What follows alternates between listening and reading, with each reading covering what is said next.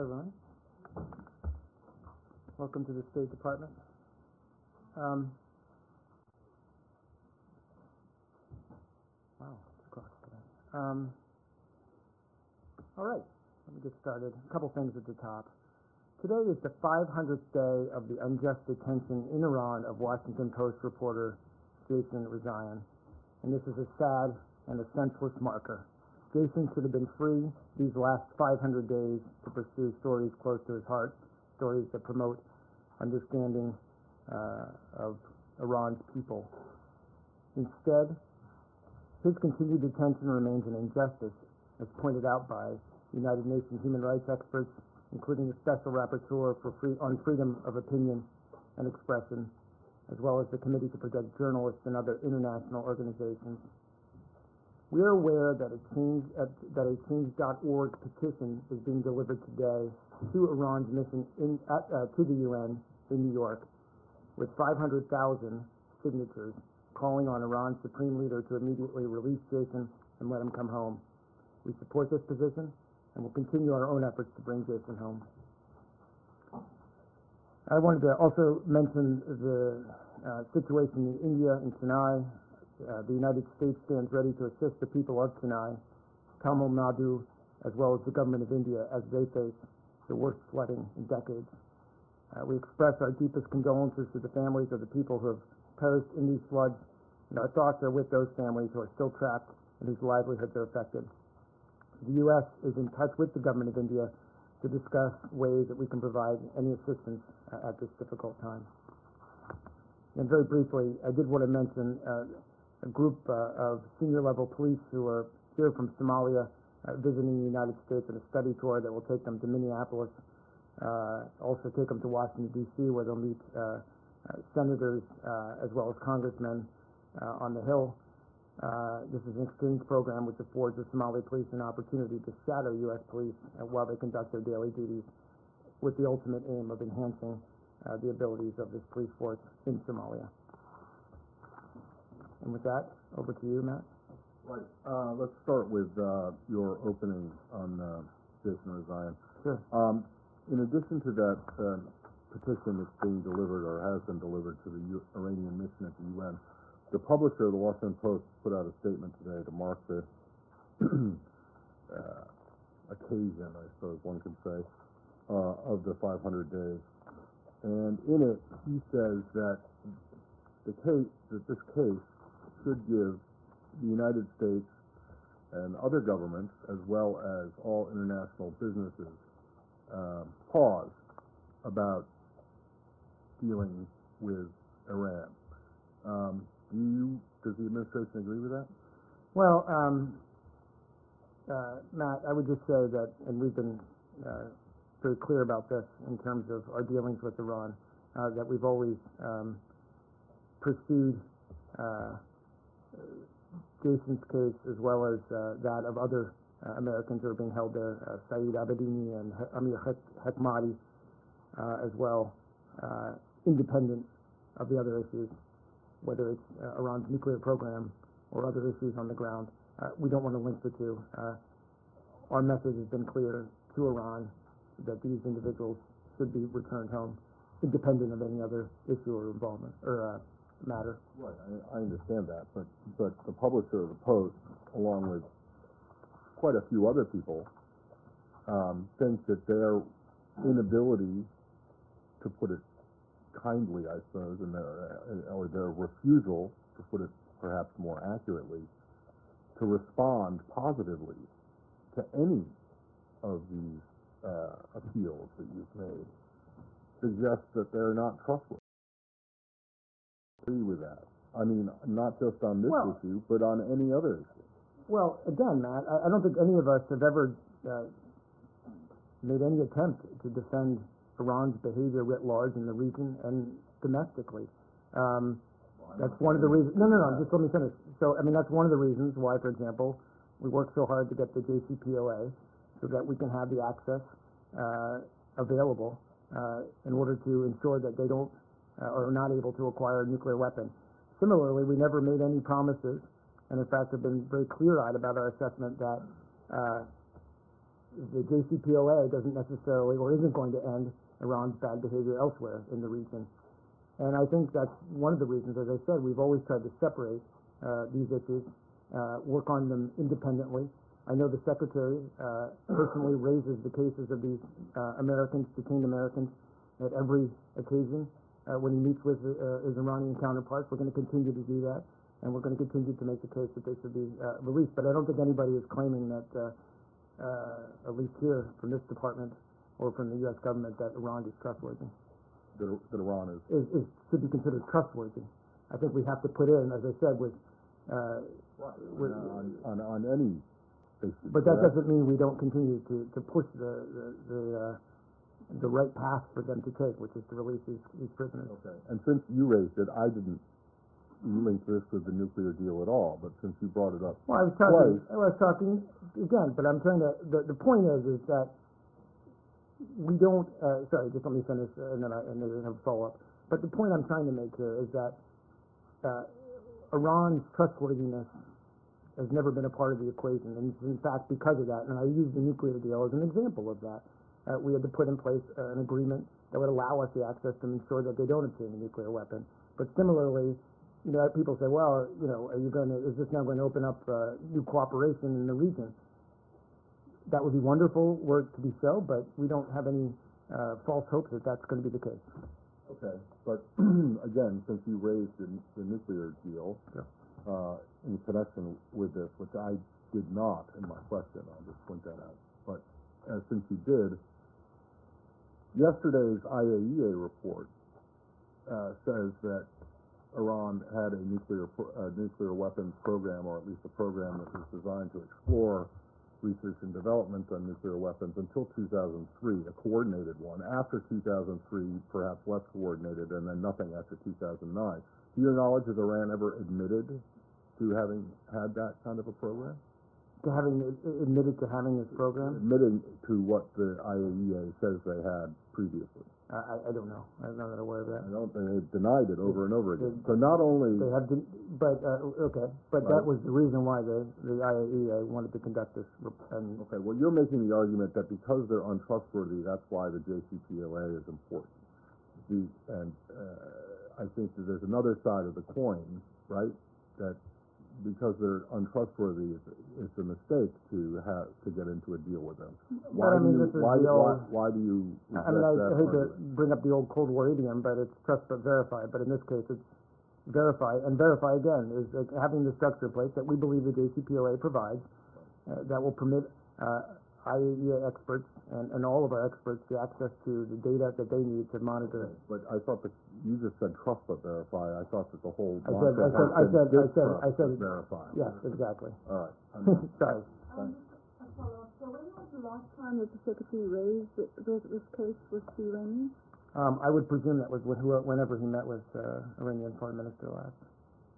He raised. I'm not saying that glibly. I'm just saying he raises it at every opportunity. And has the U.S. at all found out what the last decision was of Iran to do with after the Washington Post? We still haven't. You're talking about the sentencing of him. We still have not received a firm acknowledgement of what his sentencing is. Have you asked our brother? Oh gosh, yes. Please. Today, you know anything you have U.S. Special Representative for North Korea. And Iranian Americans in particular. Yeah, please. I'm sorry. I'll get to that. Is there anything more, anything new, or anything additional? You're going to ask me about the Iranian American? Well, the dual citizen, rather. The one who was allegedly executed. You don't have anything. I don't even know. And then there was a situation involving another Iranian American who was arrested. Well, anyway, you have no updates on any of these cases. I don't. North Korea and South Korea. Do you have anything on the U.S. Special Representative for North Korea something next with the South Korea and Japanese delegation? Right. Sorry, I didn't interrupt you. You're talking about the trilateral meeting? Yes.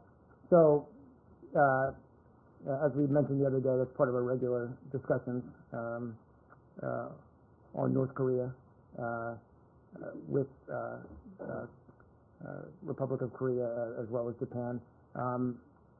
we may issue a readout from those meetings later today. So, but I have nothing for you. They're still underway at this point. Not finished yet. No. Yes, sir. About India. Has India accepted or denied, or what is the official reply? We've offered our assistance. Certainly India, a very developed government with its own, domestic services or capabilities to provide emergency assistance. That said, it's something we normally do, especially in the cases of, especially in the cases of, strong partners like India, where we offer whatever assistance we can in the aftermath of a natural disaster. And the appointments for visa and other services were postponed, cancelled. So, any updates on that? Yeah. So, right. So on December 3rd, which is today, the U.S. Consulate General in Chennai issued an emergency message for U.S. citizens, obviously warning of the severe flooding taking place in the region. It's closed for all services today and tomorrow, and we advise U.S. citizens to divert all travel to the area. Those in the region are advised to shelter in place. But they also should, both Indians and American citizens should monitor the Consulate General's website for updates on that. But what we know that there are quite a few U.S. citizens. Are they all safe, accounted for in different capacities? So we're not aware of any U.S. citizen deaths or injuries as a result of the flooding. We obviously are continuing to monitor the situation and stand by to provide any and all consular assistance that we can. Michael, and I'll get the other. Russia, Yes, President Putin in a speech today called for a united anti-terror front under UN auspices, especially in light of the fact that only one country cannot defeat terrorism, especially in the light of the problem with open borders and the refugee crisis. Any comments on his proposal? I just would simply say that, we're part of a 65-member coalition, anti-ISIL coalition. It's been in place for a year. We're certainly open to building that. We saw new commitments recently over the past couple of days by the UK as well as by Germany, and we certainly welcome those commitments. The one under a UN umbrella? Well, again, I think, what I would say is the coalition that we have already, we feel is working, and working more effectively every day, every week, as we modify it, as we, seek to build up what we believe is working in terms of support, airstrikes, et cetera. We've said all along we would welcome other nations, other governments to take part in that coalition. We've talked about Russia maybe being part of that if they want to play a constructive role. That would be welcome. I can't speak to any possible UN entity. So would it be a bad? That's okay. Go ahead. Would it be a bad idea to propose this now, or UN because you got something going over here, or would you support something that was officially proposed, regardless of how great your coalition? Again, we'd certainly look at it, but I haven't seen the full what he proposes or what the Russian government proposes. We've clearly laid out with other members of the Vienna process what we believe is a pathway towards resolution in Syria, a peaceful resolution in Syria. One is that political process that we're working hard at moving forward, and then the other is once we have that political process take hold and we have a transition government in place, we can all focus on defeating ISIL. I think you may be talking about even broader anti-terrorism. I see. Okay, I apologize, Michael. I haven't seen the remarks. So anyway. So, following on from something you said yesterday in response to questions about the Syrian oil fields held by ISIS, we're asking some questions about this today in the Pentagon as well, because obviously you're getting into targeting. But just to clarify what you were saying yesterday, does the United States-led coalition see the oil facilities, the wellheads in particular, as its target? Because you were saying that the civilian smugglers buy the oil at the target. Are U.S. ships attacking the wellhead? Yeah, so we absolutely target oil fields. And, you know, on my own, I was also looking into this, and I would refer you to a briefing that Colonel Steve Warren did. As you know, he's based in Baghdad and does, I think, weekly or biweekly briefings. He did one on November 13th that spoke a lot about, in greater detail than I can, about these airstrikes against oil fields. He spoke specifically about Operation Tidal Wave 2, that focused on a massive strike on the Omar oil fields. You know, that's always been a part of our calculus. You know, but he kind of traces the development of how we've been trying to bring more airstrikes to bear on those production facilities. I've seen other comments by your officials suggesting that the oil wells themselves need to be preserved because on the basis of the economy, one basis is too big. Well, again, and that's, again, he gets into specific detail in this, is that, you know, one of the, as this is developed, and I'm wading into operational, so I'm aware of that, but, you know, we've hit these oil fields without necessarily the purpose of destroying them altogether, but to knock them out of commission. What we've seen is that ISIL is able to get them back up and running within a couple of days, so we hit them again. What our aim here is, though, in the long run, is we feel like we're hitting them with a consistency and with a precision now that ISIL doesn't have, for example, the spare parts, the kind of access to mechanical spare parts, other necessities to get these facilities back up and running. Exactly. The crux of my question is that the first British strikes in Syria, the first overnight, they targeted our facilities. The first French strikes, when they got a chance, they hit our facilities as well. And again, I would refer you to the perception I've heard elsewhere that America's gone a bit soft on the oil facilities and that the other allies are hitting them harder. Is that fair? I think that's a misperception. As I said, we've been focused from day one on ISIL's access to oil and its use of oil illegally traded as a source of revenue. We've been targeting oil facilities since day one. You know, we've been perfecting how we go after them. We've been upping our game, if you will, on striking these in the last month alone, but it remains a target. But you drop leaflets when you're going to attack tanker convoys, but the drivers are considered civilians. That's correct. Sorry. Oh, yes, sorry. No worries.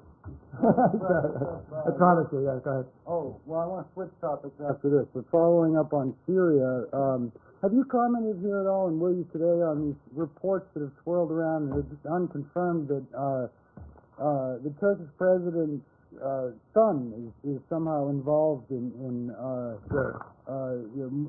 shipping and selling black market oil from these ISIS-controlled wells to buyers in Europe and elsewhere? Okay, I talked at length about this yesterday, as did others, but I certainly, you know, we reject, you know, any allegations that that the president or his family is complicit in illegal oil trading with ISIL.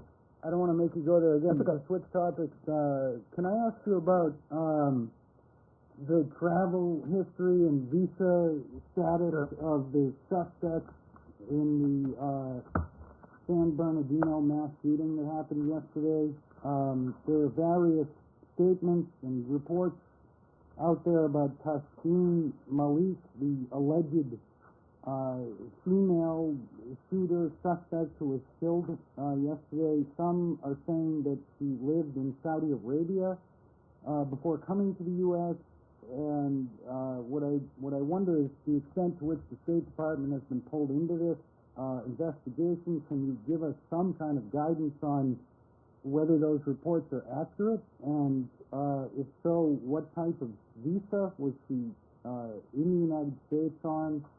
Is there anything about the citizenship status of her that you can share with us? Sure.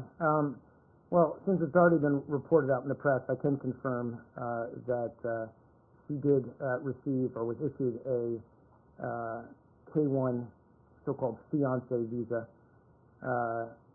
I believe in 2012. Is that correct? 2015. help me here. Okay, we'll get that number for you. Unfortunately, it's not in front of me here. But she did receive that from Pakistan that allowed her to travel here to the United States. That's correct. That's my understanding. Was she living in Pakistan at the time, or was she living in Saudi Arabia and she was granted the visa as a Pakistani I can't speak to citizen? her travel to Saudi Arabia. That's not something we would necessarily have tracked.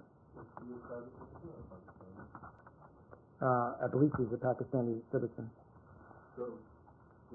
Can you look up what's the year, because that's kind of important. I agree, and I apologize that I don't have this in front of me. But doesn't they travel together to Saudi Arabia?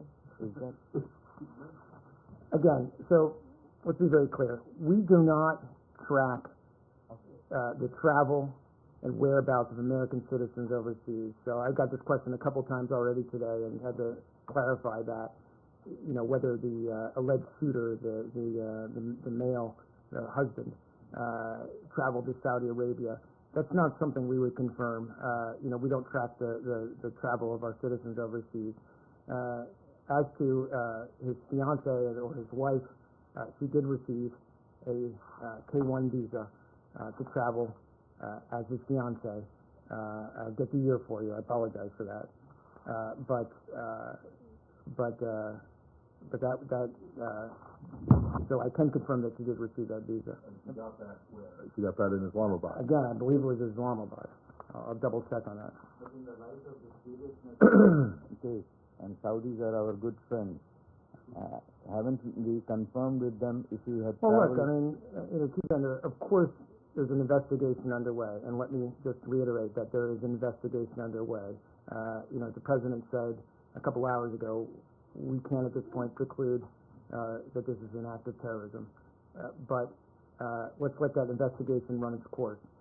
In the process of that investigation, or in the course of that investigation, you know, certainly now we'll look very closely at where these two individuals may or may not have traveled to, and we'll engage with those governments of those countries to where they traveled.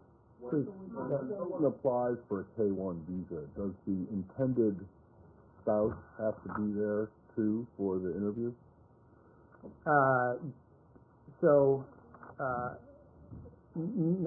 No, I don't believe so. So the U.S. citizen in this case, it would have been him, must file a petition for his or her fiance, which is then evaluated by the Department of Homeland Security's Citizen and Immigration Service. Does that And if require an interview? If that petition is approved, the case is forwarded to the U.S. consulate abroad in order to verify the qualifying relationship and vet the applicant for any derogatory information. I'm virtually sure that, as in any visa, as in any visa processing, that involves an interview. I don't know. Not a joint interview. No, right? They don't I'll have appear to take together that question. at the I'm not sure. consular office. I'm not whatever sure. that is. And presumably, because she got the visa, there were no red flags. Yeah. Right. So any Well, that's good. prospective traveler. Look, I mean, Matt, I can assure you that any prospective traveler to the United States No, I mean, I think it's undergoes. good. Okay, thank you. Sorry, I thought you were being Fantastic. sarcastic. I apologize. But any prospective undergoes extensive vetting, as you know, including counterterrorism screening. And in this case, that was certainly the case. That was certainly true. I am waiting for confirmation of that, and looking and seeing nodding over there. And you have a confirmation on the year? No? Okay. granted under this K-1 visa to stay in the United States? How many years? So what that is a fiancé visa. So it's within 90 days of arrival they would marry their fiancé, and then presumably live in the United States or wherever they choose to move to in the world. That before getting that K-1 visa, where did they meet? Because I'm not sure, but if I'm remembering correctly, there is a clause that they should have met, or like it's not just on. Again, no, that wouldn't. So that wouldn't. Again, that I would refer those kinds of questions to the FBI who's conducting an investigation into this. What happens if they don't get married within 90 days? I would presume that that would invalidate the visa. And then if they do, does that mean that the visa is extended, or they have to apply for something else? unclear to me whether that would be automatically extended. I would somewhat doubt that. There may be, again, I'd have to get you the full facts on it. I mean, if there's extenuating circumstances, perhaps. I don't know in this particular case and can't really speak to it. But, you know, there's a 90-day window because there's a 90-day window. Right, So, but one doesn't automatically become a U.S. citizen. no, simply not at because all. one married. Not Right, at all. So any clearly individual there would must have to be- provide for legal residency or a green card after living here, I guess, for 1 year, I think. Yeah, go ahead. At this What's point, the question? I'm sorry. so we're gonna walk away from this briefing, and it appears as if you're not sure where, I'm got the sure that visa. she got the Might have been visa in Islamabad, Pakistan. but- I'm sure she got the visa in Pakistan. probably in Islamabad, but we're not sure. Can we follow back on that later yes, on? sir, I can follow back on that. And then the second thing is, she was given a counter-terrorism screening? It sounded, you were talking. No. a little bit So I'm fast, just but- talking broadly about our screening process for any visa recipient, and that includes a counterterrorism screening. And certainly, in the case of a K-1 visa, that includes that part of it. And you know, just the point I'm making is that whether it's a K-1 visa, whether it's a B-1, B-2 visa, whatever the visa is, that all of these individuals undergo a thorough vetting, So that would presumably including a counterterrorism screening. and that would presumably have included her in Islamabad. Correct. Yes, correct. That's correct. Yeah. Can I clarify one thing? Sure thing. If this person was issued a visa in Pakistan, a K-1 visa, does that automatically mean that this person is a citizen of Pakistan? Or is there other way?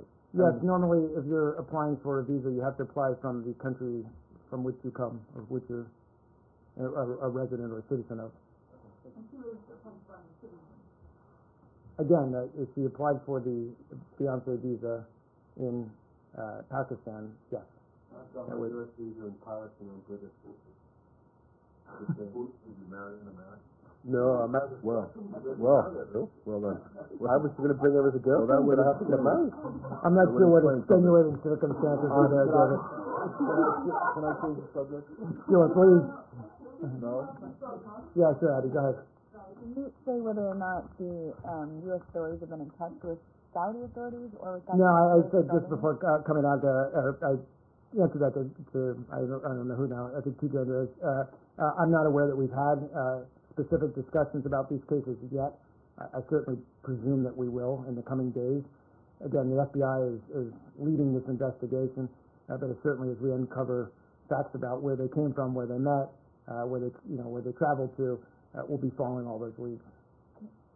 just following up on the previous discussion, so would a person be able to apply as a Pakistani citizen from Saudi Arabia for that visa? For what? For a K-1 visa? K-1 visa to come to the U.S. as... I don't believe so. I know she's nodding yes, but I don't believe so. But there are some countries in the Middle East. From there, when you apply for a visa, you have to go to another country. I think Jordan you have to go to. Again, my understanding, somewhat limited from my days as a consular officer, are that you need to apply for a visa from the country of origin. I think there are sometimes exceptions made, but they're rarely made. Yes. So I noticed that Saeed's not here today, but I wanted to bring up something that he regularly brings up. That is the arrest in Israel of the alleged or suspected arsonist who set fire to the Palestinian home. I'm wondering if you have any Sure. Thanks reaction to for that. bringing it up. We've obviously seen reports of these arrests. This is an important step, but as we said before, it's absolutely critical that the perpetrators of this attack against the Dawabseh family are prosecuted and brought to justice. As you know, we've already condemned this vicious terrorist attack in the strongest possible terms, and we again convey our profound condolences to the Dawabseh family. Michael? Not another question on this, but first a clarification on what you said about Erdogan's family. Do you have proof to support that? Because his son is a billionaire and he never worked in his life. Michael, my rebuttal to that is, does anyone have proof that it's true There's a lot of allegations being made, and I got into this yesterday quite a bit, alleging high-level involvement, including in President Erdogan's family, in illicit oil trade with ISIL. We have no evidence of that is the case. We reject it outright, and frankly, we question some of these allegations that have been leveled against the family. To us that you try to cover for them because the Russians accuse them. That's Well, Michael, look, I mean,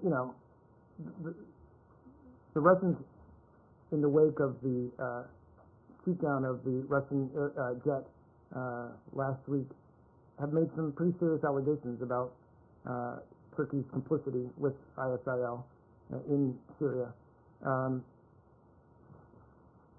We have been working constructively and effectively with Turkey. They've given us the use of Incirlik Air Base. They've been working with us on closing this 98-kilometer stretch of the border that remains open. It's not to say that there are not still challenges to overcome, and that we don't need, that we all don't need to do more to counter ISIL and to close that border and to help those forces in northern Syria who are fighting ISIL. But allegations that somehow the Turkish government is helping or working in cahoots with ISIL is, we believe, are just unfounded. The Secretary is going to Athens tomorrow. Do you have any agenda to give us? If you're going to talk terrorism, refugee crisis, energy, what is going to be the agenda? I don't have, obviously, Greece is a strong partner, an ally. We work with Greece on a range of regional and as well as global issues. I can't speculate what the exact agenda is going to be, but we'll obviously try to get a readout for you once that meeting takes place. Last week, President Obama expressed U.S. support to Turkey's right to defend itself, and as Secretary is going to Greece tomorrow, I want to tell you that since 2011, Greece has had to deal with over 7,000 Turkish incursions into Greek airspace, including over 800 armed formations. Will the Secretary be expressing support for Greece's right to defend itself? And what is going to happen if one of the Greek pilots shut down a Turkish plane in those years? So on the first part of the question, look, I'm not going to speculate on the meeting before it takes place. As I said, we have a broad agenda with Greece, and I'm certain we'll discuss all aspects of the U.S.-Greek relationship. To your second point, which was if Greece, it's a hypothetical. I mean, you know where we stand. You understand, or you know our policy on this issue, and it hasn't changed. So the policy is that Greece can defend itself, correct? That's not what I said. I said our policy is that we've long urged Greece and Turkey as NATO allies to work together on regional peace and security. Yeah, Nick. Is the State Department considering to scale down the online campaign to counter violent extremism as reported by the Post? And if so, what kind of specific feedback does the State Department receive from the outside refugees in terms of their situation? So you're talking about no doubt the Washington Post article about the Center for Strategic Counterterrorism Communications. Just a couple of things to say about that is that we've said all along that the most effective voices to counter ISIL's message or narrative comes from our partners in Muslim-majority countries, and nothing about that has changed. We'll obviously continue to build those relationships. We've long acknowledged that the U.S. government is probably not the most effective voice in this sphere. So the CSCC continues to evolve and adapt, and we're constantly evaluating our messaging, our counter-messaging strategy, and adjusting our tactics accordingly. One example is we, in July, working with the United Arab Emirates, launched the SAWAB Center, which is a joint operations center for online engagement.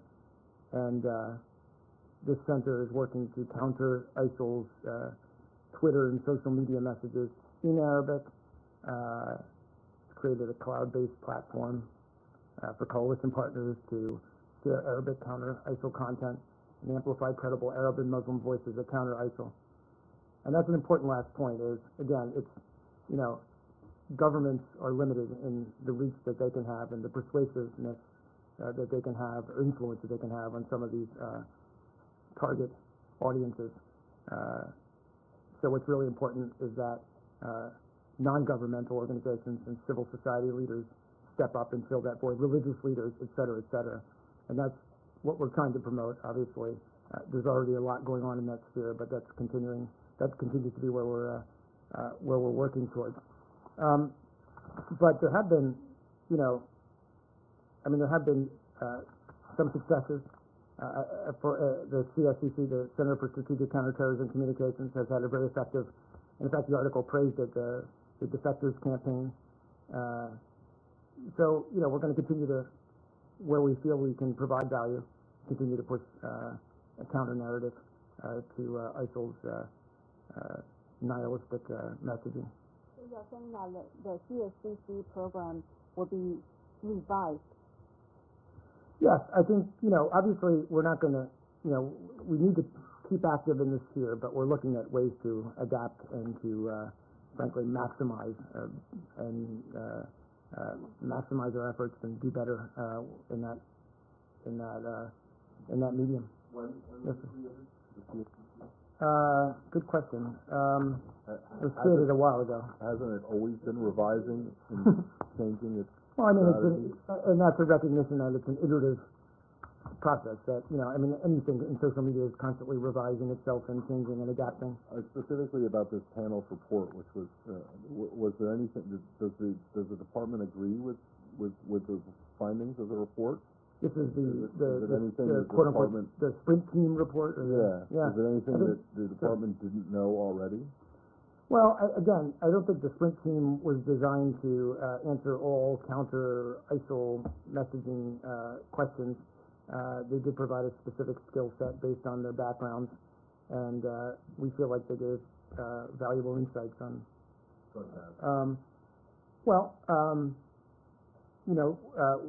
These guys are tech insiders, so they helped us hone our messaging, look at the best ways and methods to. None of them spoke Arabic, is that correct? Or read Arabic? Yeah, I think that's the case, but I'm not sure. I have to look at the story. So you got a bunch. But again, nobody. Wait a second. But nobody. No. Yeah. Listen, I'm not asking you to criticize the team or the findings. What I want to know is if it produced anything that you find valuable. You said that you did, but you said that it did. I'm just asking what specific. I don't have a list in front of me. What specific recommendations did they make that you thought were worth acting on, if any? Yeah, I don't have a list in front of me of the recommendations and what was done to incorporate them. I think we did, in general, find their analysis helpful. As we would, as I said, the advice of any tech insider group that can look at, what's that? What about I you? offered you some advice, but did you find that to be valuable? I mean, I just don't understand who asked for this panel to be. I don't know. I Was think it anyone in that this building? I'm not sure. I'm not sure what the evolution of this was. I'm not sure whether this was something we requested to have them look at, which may have been the case, that they were brought in to provide an honest, objective evaluation of whether this team was being effective. Okay. So, but you said you found some of their stuff, some of their findings to be valuable and helpful, but you can't say what they are. And you said you found some of their recommendations to be valuable and helpful, but you can't say what those are either. Is that correct? I don't have a list of the recommendations in front of me. In what ways did they help hone messaging? Well, again, I think that these were, again. From 143 characters, they couldn't figure out why their tweets weren't going out. I'm not sure whether it's available to the public. No, a serious answer to your question, Michael. I think social media, with Matt's expertise notwithstanding, is a continually evolving field. And frankly, there's lots of people in the private sector who do this very, very well and very effectively. Whether they do it for, commercial means or commercial motivations, and that's perfectly acceptable. But we value the input of these people, and looking at what we're doing ourselves and their suggestions on how we might do it better. This is in a lot of ways about reaching target audiences with effective messaging. And so, nobody does that better, let's be clear, than the private sector.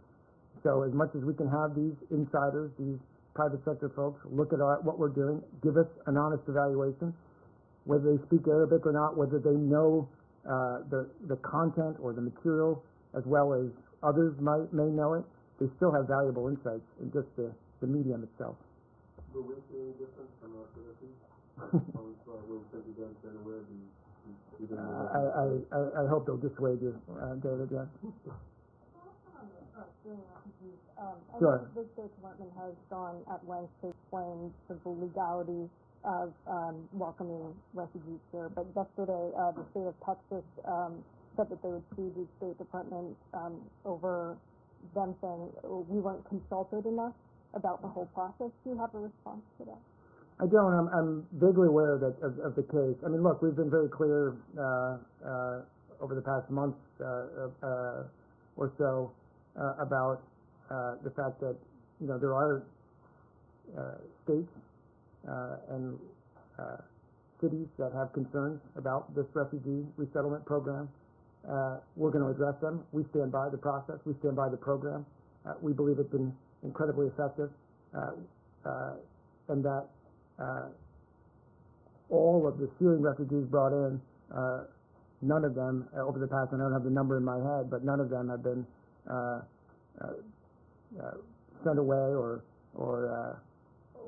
sent back to Syria or wherever because of terrorism ties.